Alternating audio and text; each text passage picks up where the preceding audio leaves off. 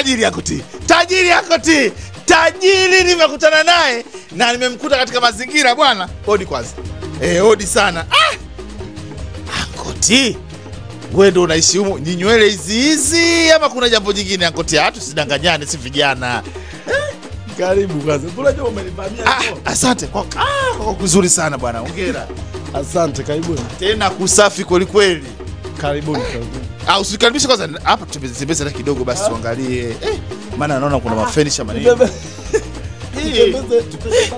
Kuna mafriji huko hatari. Ankoti. Hii nyumba yako shilingi ngapi? Yaani kodi yake au ni nyumbani kwako nini? Umejenga.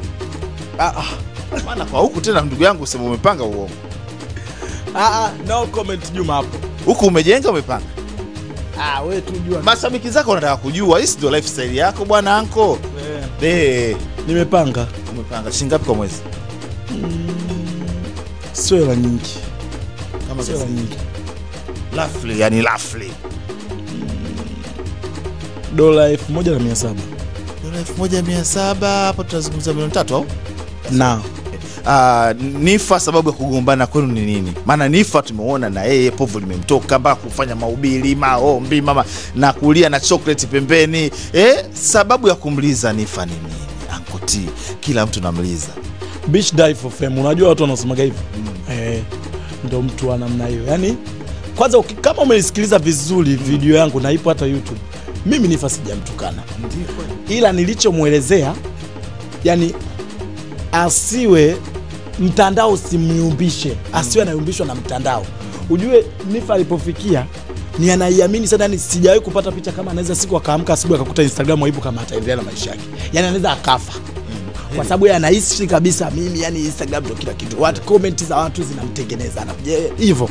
Kwa mimi nilichomwambia, mimi hapa sitaki kuektiwa.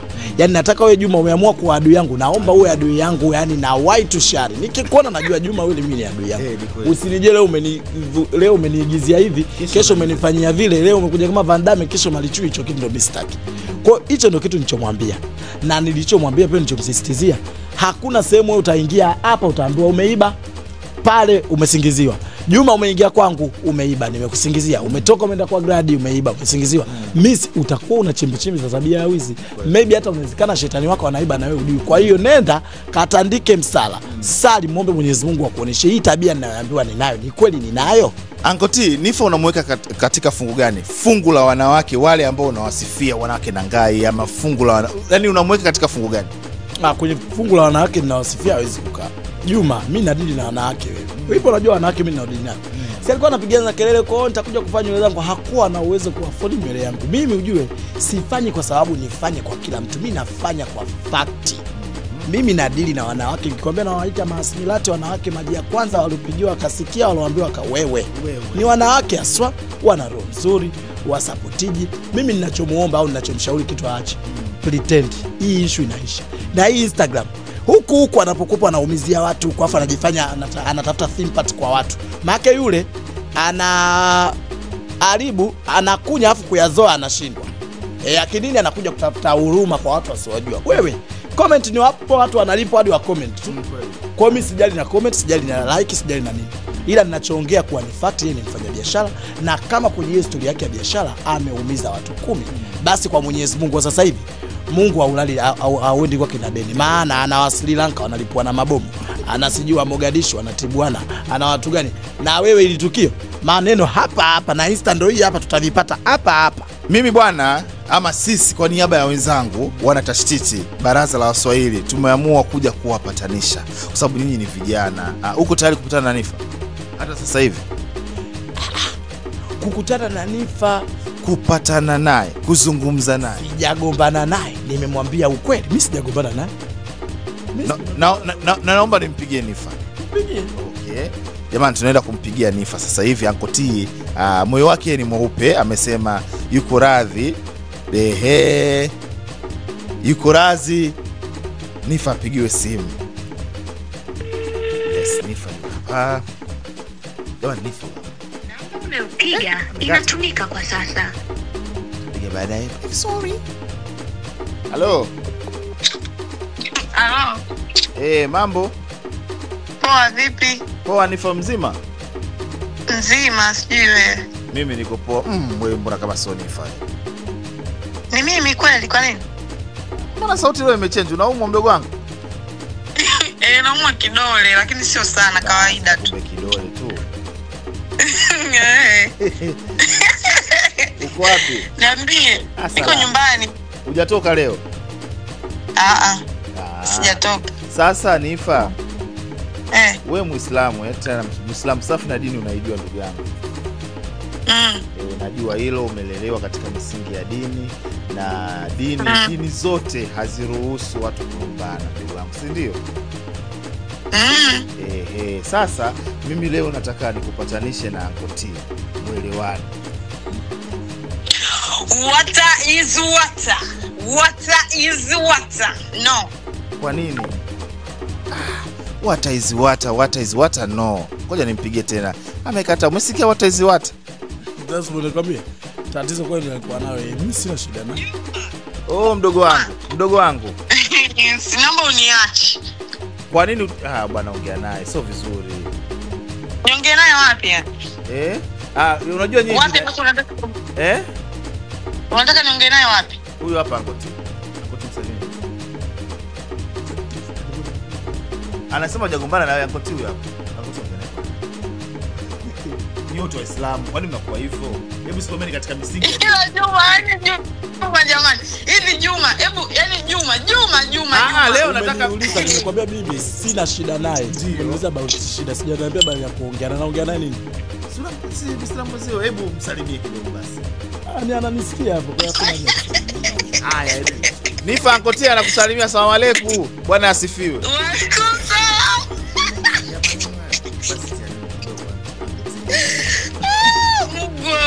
Nimekwambia mimi sina shida, umeniuliza hapa, nimekwambia mimi sina shida naye. Na ni kweli sina shida naye. Haya, amesema hana shida na wewe. Hata huko yupo hapa Snapchat. Unamwangalia Snapchat? Yupo, yani tupo. Yani ni vile, sikia nikwambie kitu kimoja. Unasikia wewe Twalibu? Twalibu si ananisikia hapa? Anakusikia vizuri sana. Yani Twalibu, siku nyingine. Unajua wewe mimi nilikaa nikafikiria vitu vingi, nikasema sawa, haina shida. Ubaya unaambukiza. Unanielewa Wewe unaweza ukataka kufanya kitu na mtu. Unaweza ukafanya kazi na mtu. Lakini unafanya ile kazi ukiwa labda una machale kwa sababu uliwahi kusikia kitu fulani. Kwa hiyo kinapokuja kutokea hata kitu kidogo cha tofauti, lile jambo unalibeba kwa ukubwa ambao haupo. Matokeo yako wewe ndio unaibeba shida na ghadhabu kubwa moyoni. Ulikuja kwa ndio maana ulikuwa unasema mimi nilisikia watu wanasema ana roho mbaya, anasema hivi, nilikuwa siamini. Tayari wewe kichwani. Ndio maana ilipotokea changamoto kidogo ukuwaza kwamba ngoja niongee na Nifa, tuko wawili, hizi product tumepeana, tuko wawili, hebu Nifa nini hujaweka nguvu kwenye hii product. Mimi na wewe tukaongea kama ulivyo, wakati tunaongea wewe uweze kunipatia product zako. Kuna vitu ni vya kibiashara tu vinatokea na kuelekeza Twalibu, hapa fanya 1 2 3, hapa fanya 1 2 3. Mimi nimekaa zangu na kula na shangaa tu masimu yanaita. Uko unatukana TikTok, natukana na nani? Mbona mimi sina shida na mtu yoyote, imekuaje? Naingia mtu kaweka mavitu maneno, na unanijua Twalibu, unanijua vizuri, mimi sio mtu wa design hiyo. Mimi ni mtu ambaye nikiambiwa kitu nasikiliza, nimezingua nitasema ndio, sijazingua nitakuelekeza. Vitu vingapi unanipigiaga simu, nimeona kitu fulani na kuelezea, wewe mwenyewe unashangaa. Unasema kumbe ndio ilikuwa hivi, basi wewe kaa kimya au usiseme kitu chochote au fanya kitu fulani, naendelea na vitu vyangu.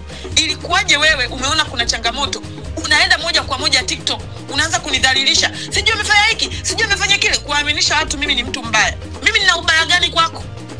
Kwa sababu kama ningekuwa na ubaya kwako, ningekubali vipi kuweka zile lip gloss dukani kwangu?